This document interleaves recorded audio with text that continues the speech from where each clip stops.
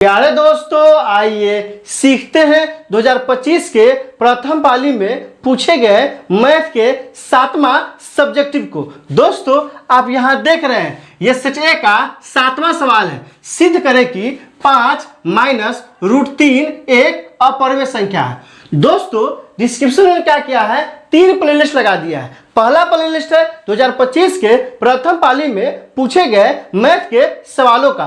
दूसरा प्लेलिस्ट है Bihar board 2000 math के मॉडल सेट का। और तीसरा प्लेलिस्ट है, चूंकि ये कहाँ का सवाल है, वास्तविक संख्या का सवाल है, रियल नंबर का सवाल है, तो रियल नंबर का लगा दिए हैं। आप वहां जाइए, उन वीडियो को इत्मीनान से देखिए ताकि समझ बनेगा कि एग्जाम में किस तरह सवाल पूछा जाता है और आपको कैसे बनाना है। तो दोस्तों, आइए इस सवाल को हल करते हैं। यहाँ क्या कह रहा है सिद्ध करना है कि 5 माइनस √3 एक अपरिमेय संख्या है। तो क्या करते हैं, मान लेते हैं, माना कि 5 माइनस √3 क्या है दोस्तों, एक परिमेय संख्या है। क्या मान लिया दोस्तों, परिमेय संख्या है। और हम लोग जानते हैं परिमेय संख्या कौन होता है, जो p/q के रूप में होता है, वही क्या होगा, परिमेय संख्या होगा। जैसे ही माने हैं कि यह परिमेय संख्या है, तो परिमेय संख्या की परिभाषा क्या कहता है, परिमेय संख्या की परिभाषा कहता है, परिमेय संख्या के परिभाषा से, किससे दोस्तों, परिभाषा से क्या हो जाएगा, आप यहां ध्यान दीजिए,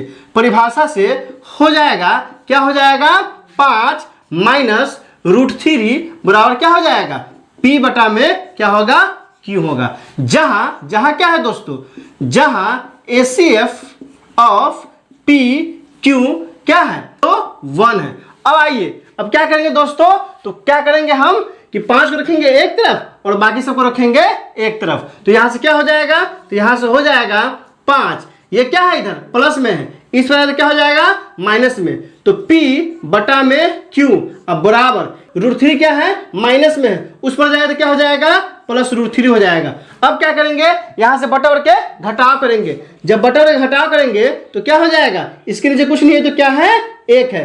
दोनों का लसा क्या हो जाएगा, लसा हो जाएगा q। यहाँ क्या हो जाएगा, 5q माइनस p बराबर क्या आ जाएगा, बराबर आ जाएगा √3। अब आप इसे ध्यान से देखिए, 5q माइनस p बटा में q बराबर क्या आया है, √3। तो ये क्या है, ये एक परिमेय संख्या है, जबकि √3 क्या है, अपरिमेय संख्या है। √3 अपरिमेय संख्या कैसे होता है, वास्तविक संख्या के प्लेलिस्ट में जाइए, अब वहां सीख सकते हैं। तो दोस्तों, जहां क्या है, चूंकि यहां 5q माइनस p बटा में q एक क्या है, परिमेय संख्या है, परिमेय संख्या है। यह क्या है, 5q माइनस p बटा में q एक परिमेय संख्या है, जबकि √3 क्या है, एक अपरिमेय संख्या, एक क्या है, अपरिमेय संख्या है। तो आप ध्यान दीजिए, ये क्या आया है, ये आया है परिमेय और ये क्या है, अपरिमेय। तो यहां से क्या हो जाएगा, हम जानते हैं कि परिमेय बराबर नहीं होगा किसके, अपरिमेय के।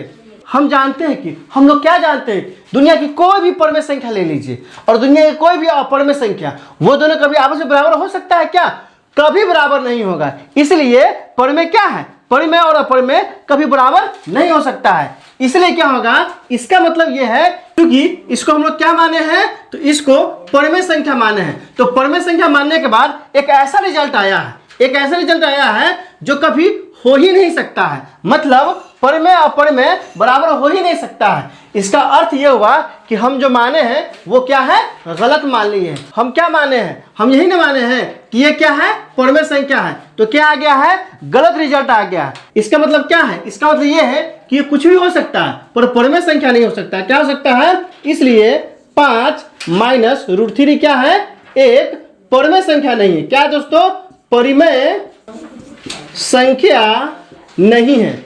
अब ध्यान दीजिए, बस थोड़ा सा अपने ध्यान को मेरे तरफ कीजिए। अगर हम आपको ये कहें कि आप लड़का नहीं हैं, तो आप अपने आप को क्या समझिएगा कि सर हमको क्या बोल रहे हैं कि हम लड़की हैं। या आपको ये कहें कि आप लड़की नहीं हैं, तो आप क्या समझिएगा कि सर हमको क्या बोल रहे हैं कि हम लड़का है। तो बस यही बात है। यहाँ क्या है, हमने क्या कहा, ये क्या आ गया कि 5 माइनस √3 एक परिमेय संख्या नहीं है। तो परिमेय संख्या नहीं है, चूंकि सारा वास्तविक संख्या 2 प्रकार का होता है, परिमेय और अपरिमेय। तो वह परिमेय संख्या नहीं होगा, मतलब क्या है, वह सिर्फ और सिर्फ अपरिमेय संख्या होगा। तो यहां सीधा लिख देंगे, अतः 5 -√3 एक अपरिमेय संख्या है। क्या है दोस्तों? अपरिमेय संख्या है। दोस्तों आप क्या कीजिएगा कि कॉपी पे यहाँ नीचे जगह नहीं है, इसलिए हम यहाँ ले गए हैं। कॉपी पे इस सारे बातों के इसी के नीचे लिखिएगा। दोस्तों इसमें कहीं कोई दिक्कत है आप कमेंट करके हमें बता सकते हैं कि आपने सीख लिया।